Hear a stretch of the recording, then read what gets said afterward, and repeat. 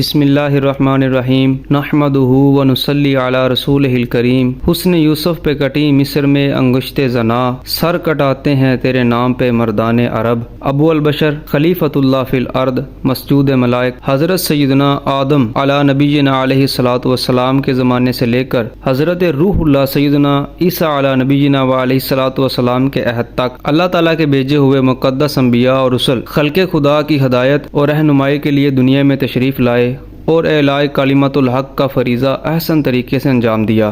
ہر نبی اور رسول کے زمانے میں اہل باطل نے راہ میں کانٹے بچھائے اور حق کو نیست و نابود کرنے کی ناکام کوشش کی، لیکن ہمیشہ انبیاء اور رسل ہی فاتح اور غالب رہے۔ اہل باطل نے نور حق کی روشنی کو بجھانے کے لیے طاقت، ثروت، دولت اور حکومت کا بھرپور استعمال کیا۔ جنگ اور قتال کے کئی مارکے رونما ہوئے، جس کا تفصیلی بیان قرآن مجید، کتب احادیث اور کتب سیر و تواریخ میں موجود ہے۔ حضرت عیسیٰ علیہ الصلوۃ والسلام کے آسمان پر تشریف لے جانے کے بعد سید المرسلین، افضل الانبیاء، محبوب رب العالمین، رحمت للعالمین، خاتم النبیین، حضور اقدس حضرت محمد صلی اللہ علیہ وآلہ وسلم کے زمانہ خیر تک طویل عرصے میں کوئی نبی یا رسول مبعوث نہیں ہوئے۔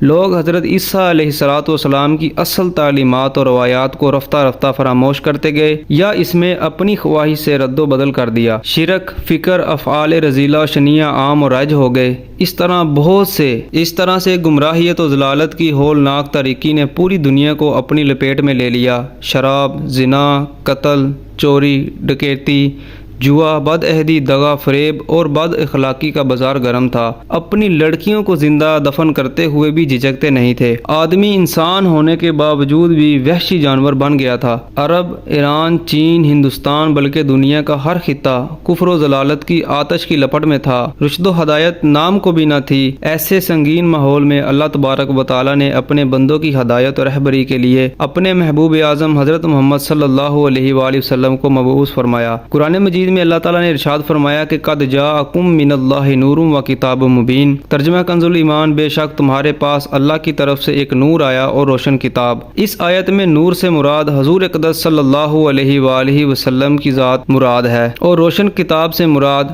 قرآن مجید۔ تفسیر میں ہے کہ سید عالم صلی اللہ علیہ وآلہ وسلم کو نور فرمایا گیا کیونکہ آپ سے کفر کی تاریکی دور ہوئی اور راہ حق واضح ہوئی۔ حضور اقدس صلی اللہ علیہ وآلہ وسلم کی عمر شریف جب 40 کی ہوئی اور آپ نے اپنی نبوت کا اعلان فرما کر پرچم توحید بلند فرمایا اور بت پرستی سے روکا اور اپنی قوم کو صرف ایک خدا کی عبادت کی ہدایت فرماتے ہوئے کلمہ توحید لا الہ الا اللہ محمد رسول اللہ صلی اللہ علیہ وآلہ وسلم کی دعوت دی تو آپ کی قوم آپ کی جانی دشمن بن گئی، طرح طرح کی اذیتیں اور تکلیفیں پہنچائیں، لیکن آپ نے صبر و تحمل سے کام لیتے ہوئے فریضہ نبوت کو بخوبی انجام دیا۔ نتیجہ یہ ہوا کہ آپ کا پیغام دلوں پر اثر پذیر ہوا اور سعید لوگ اسلام قبول کر کے دولت ایمان سے سرفراز ہونے لگے۔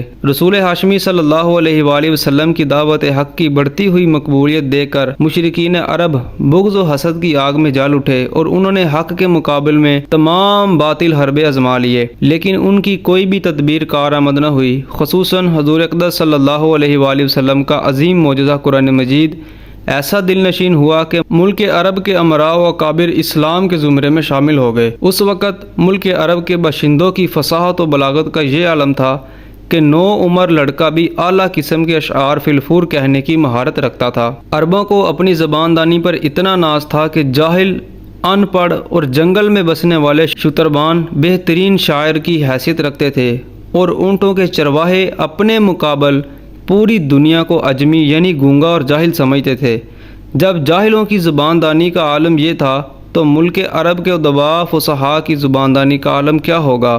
لیکن بڑے بڑے بلغاء اور فصحاء کی فصاحت و بلاغت نبی کریم صلی اللہ علیہ وآلہ وسلم کے سامنے آفتاب کے مقابل ذرہ کی بھی حیثیت نہ رکھتی تھی۔ محبوب رب العالمین صلی اللہ علیہ وآلہ وسلم کے معجزہ صادقہ و عظیمہ قرآن مجید کی آیات و نیز آپ کی زبان حق کے ترجمان سے نکلی ہوئی ہر بات ایسی فصیح اور بلیغ ہوتی تھی کہ ملک عرب کے بڑے بڑے شعراء بھی محو حیرت سے دانتوں تلے انگلیاں دباتے تھے، کیونکہ آپ کی زبان سے نکلی ہوئی ہر بات وحی خدا ہوتی تھی۔